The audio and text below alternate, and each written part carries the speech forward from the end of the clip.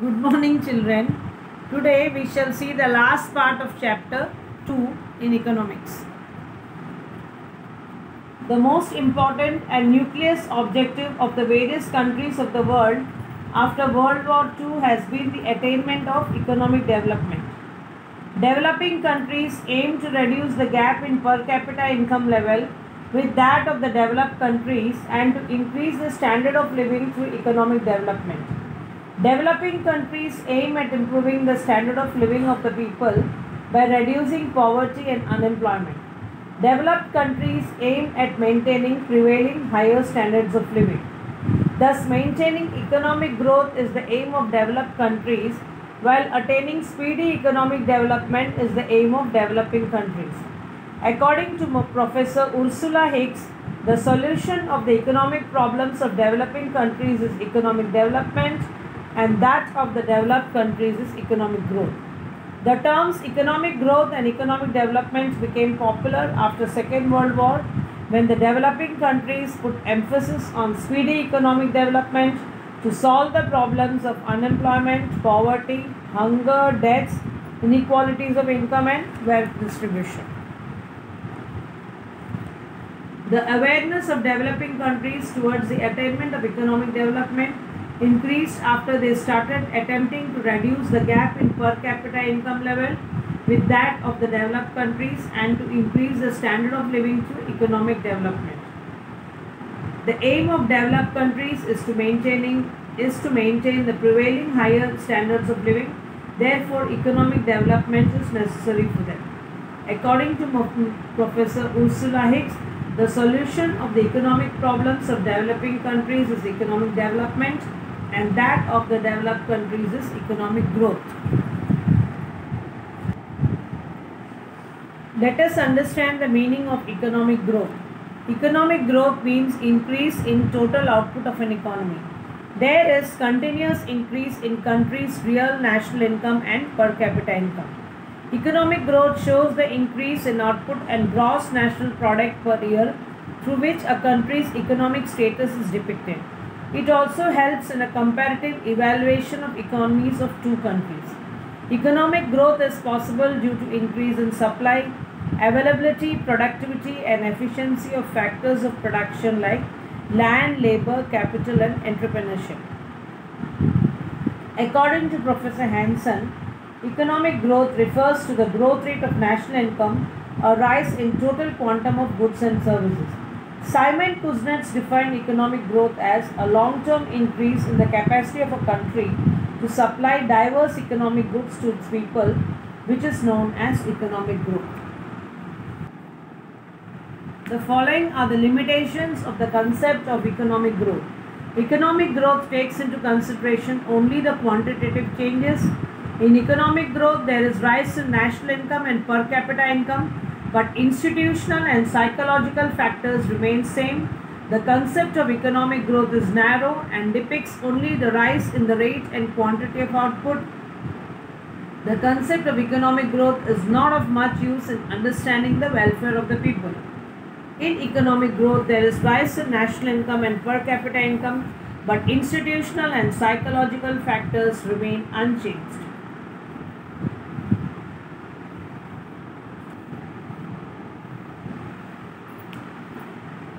Because of the defects of economic growth, we have the meaning of economic development. The countries of Asia, Africa and Latin America have become proactive in achieving economic development. Economic development is a continuous and multidimensional process to achieve economic and social well-being.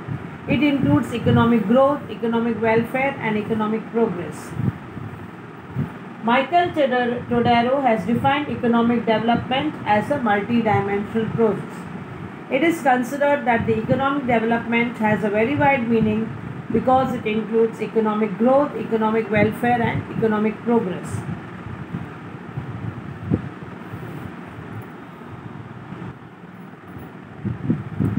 The following are the characteristics of economic development.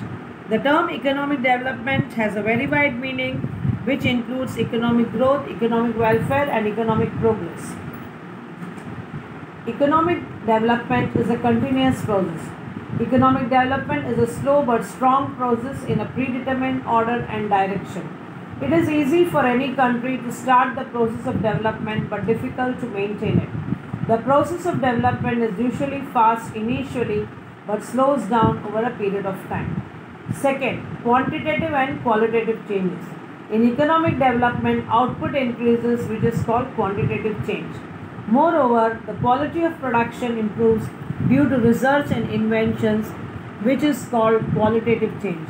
However, qualitative changes are more as compared to quantitative change. Change in demand.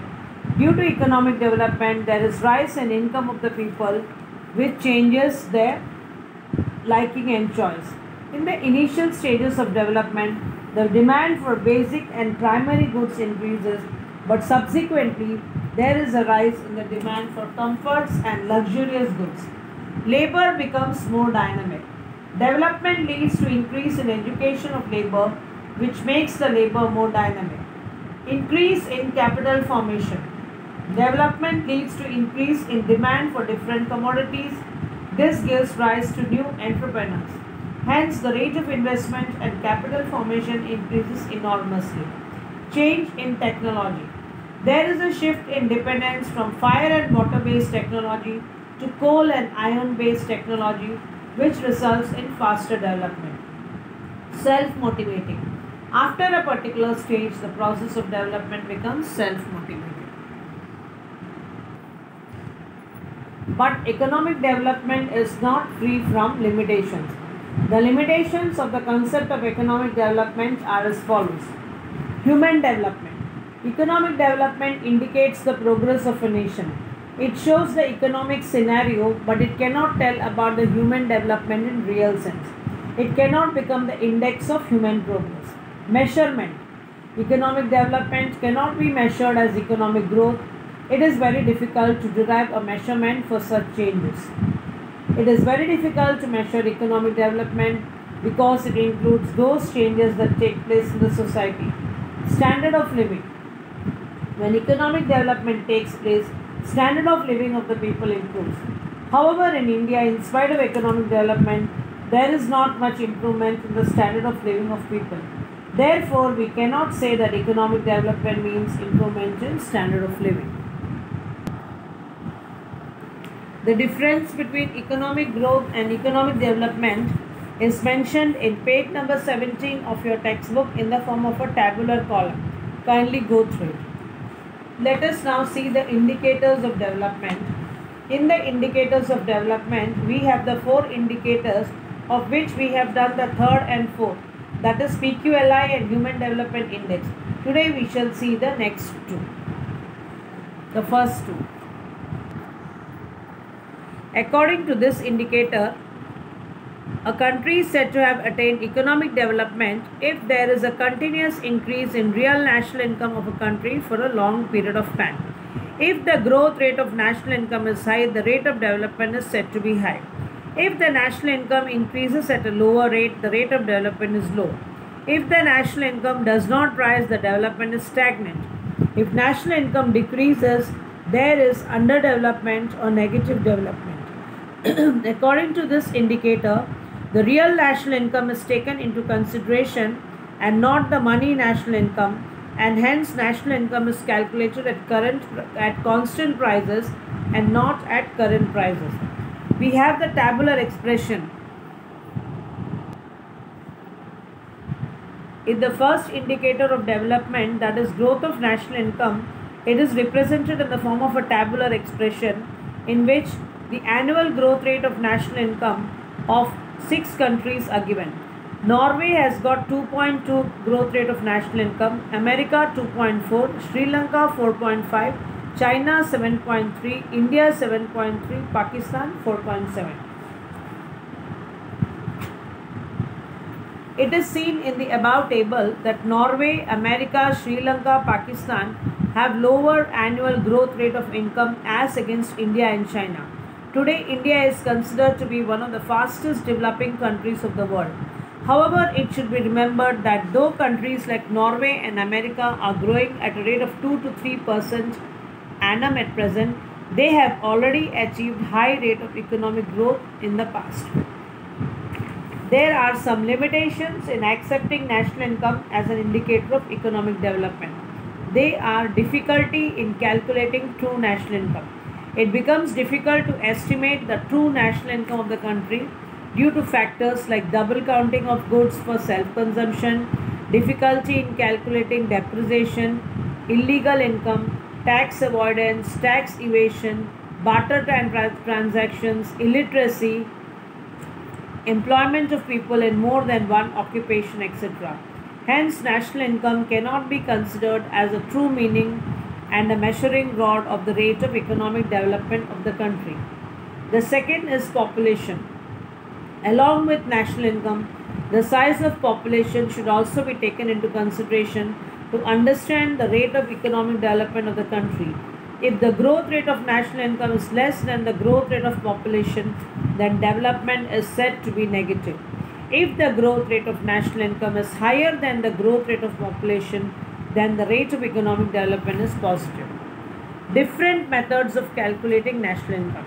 Different methods are used to calculate national income across the world. The most important of them are production method, income method, and expenditure method. As different countries adopt different methods to calculate national income, international comparisons become very difficult. The second indicator of development is growth rate of per capita income. The average income obtained by dividing the gross national income of the country by the population of the country is called per capita income. The concept of per capita income as an indicator is superior to the national income as an indicator as it takes into account the population of the country. The experts of United Nations Organization has recommended per capita income as an indicator of economic development. If the country experiences continuous rise in per capita income over a long period, there is economic development. Example, if per capita income is high, the country's development is high. If per capita income increases at a faster rate, development is fast. If per capita income grows at a slow rate, development is slow. If per capita income is constant, there is stagnation. If per capita income falls, development is negative. Increase in per capita income results in improvement in the standard of living and physical welfare of the people, and hence it is the real indicator of economic development. Let us understand the tabular expression given in page number 19 of your textbook. In this, the per capita national income is measured according to the purchasing power parity theory in US dollars.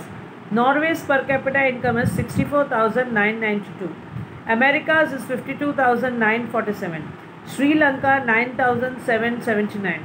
China 12,547. India 5,497 and Pakistan 4,866. The growth rate in percent is Norway 1.1, America 1.6, Sri Lanka 3.5, China 6.7, India 6 and Pakistan 2.6. It can be seen in the above table that the per capita income of India in 2014 on the basis of purchasing power parity in US dollars is 5,497, which is lower than Norway, US, China, Sri Lanka.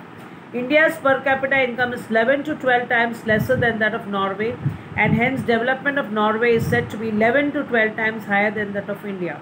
However, the growth rate of per capita income is higher in India, and hence the rate of development is faster. Per capita income as an indicator of economic development also has certain limitations. First, only estimates. The national income of the economy is calculated every year, and hence we get almost correct figures of national income. But in India, population census is taken once in 10 years. Hence, only an approximation of population is taken for all the other years. As the figures of population for every year is approximate, per capita income cannot be calculated accurately. Second, difficulty in calculation. Whether per capita income should be calculated at current price or constant price makes it difficult to know the real situation. Third, per capita income shows only an average. Per capita income shows only an average income. On the basis of this average, no decision can be taken and the stage of development of countries cannot be decided. With the increase in per capita income, if its distribution is fast, then economic development is said to have taken place. Thus, per capita income as an indicator is considered faulty. Difficulty in comparison. Per capita income of different countries are expressed in their respective currencies. To compare the per capita income of various countries, we will have to first convert it into the US dollars and then compare to know whether the rate of economic development of the country is relatively high or low. Different countries of the world have imposed different controls on exchange rates, and hence the real exchange rate cannot be known. So it is difficult to compare the economic development of different countries. False indicator or a deceptive indicator. The actual income of every citizen of a country is not necessarily equal to its per capita income. Per capita income as an indicator hides more than it reveals, and hence it is not a true indicator of economic development. With this, we come to the end of chapter 2 of economics, that is indicators of economic development. Kindly go through the question answers and also the glossary given behind the textbook on page number 28. Glossary is a list of definitions which is given in a short form, so please go through because this lesson is there for the exam. Thank you.